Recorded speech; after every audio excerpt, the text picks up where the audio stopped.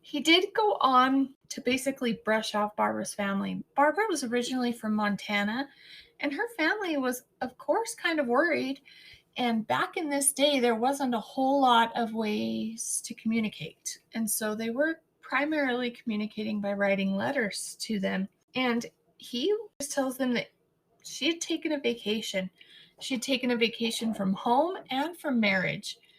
He would also write them postcards, and he would just sign it the Alexanders so that they thought she had been involved, that she was communicating with them.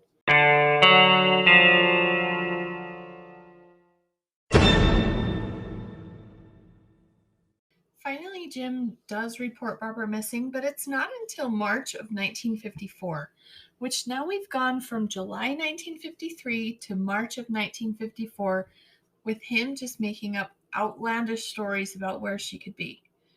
So he goes to report her missing, and nothing is really done. They file a missing persons report, and that's basically it. Finally, Rose and Jim go with their attorney to the police station on December 5th of 1955. Jim gives them written permission for them to dig up the basement of his house, explaining that Barbara's body is indeed located there. Late that night, with everyone present, Rose tells them exactly where to start the excavation. They begin, and to her complete surprise, she's left gasping with a handkerchief to her mouth, saying, "I can't understand it. She should be there." Jim points then to a small area about 2 feet away, and they then uncover the head of Barbara. At this point, Jim and Rose have come up with another story for why this happened. They have another justification for Barbara's death. Rose explains that it was simply an accident. Rose and Barbara had been in the basement together when Barbara had fainted, and she accidentally fell 4 feet from the catwalk and had landed on a small concrete platform. Of course, she knew Barbara was dead, but it had all been an accident, and she never meant to hurt anybody, and she didn't, in fact, ever touch Barbara. They exhume Barbara's body, and they do show that there had been some sort of an impact to the left side of Barbara's head that had caused severe multiple fractures on her skull. The only clothing in the grave was a part of an undergarment and possibly a piece of a sheet. They also found a small diamond ring on the ring finger of her left hand. Her skeleton was clutching a wooden cross across her breastbone. Authorities determined that the multiple fractures to her skull would not have happened from a fall from 4 feet, but rather corroborates the theory that there was some applied force to Barbara's head. Both Jim and Rose were charged with first-degree murder. After Jim's conviction, which ended up being for second-degree murder, Rose's charges were eventually dropped. Now, I think if it were present day, Rose would have been convicted as well.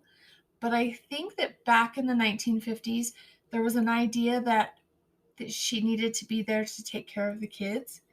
And so they basically dropped the charges. Obviously, she was probably pretty much just as guilty as Jim. Not positive about that, but that's my theory. This was actually the longest trial up until this moment in Wyoming history, and it lasted for 30 days. Jim was given a 45 to 65 year long sentence to be served in the penitentiary in Rawlins, Wyoming. Now, fun fact about Wyoming, we only have one penitentiary.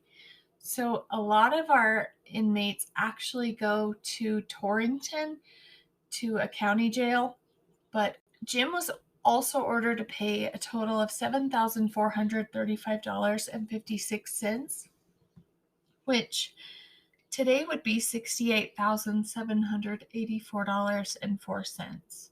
Now, the days of the hopping social scene on Center Street are long gone. Most of the hotels have been torn down and turned into parking lots and modern-day buildings.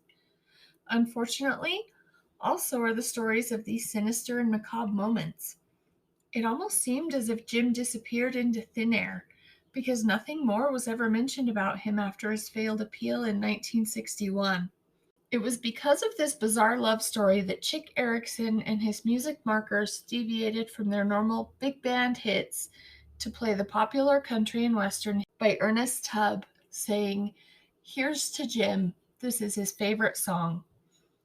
But perhaps if you ever do hear the song Walking the Floor Over You by Ernest Tubb, you too will think of Barbara Alexander. I know I will. Thank you guys for joining, and I will see you next week on Sinister Story Hour.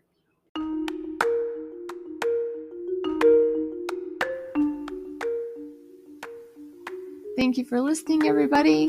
We will see you next time on Sinister Story Hour.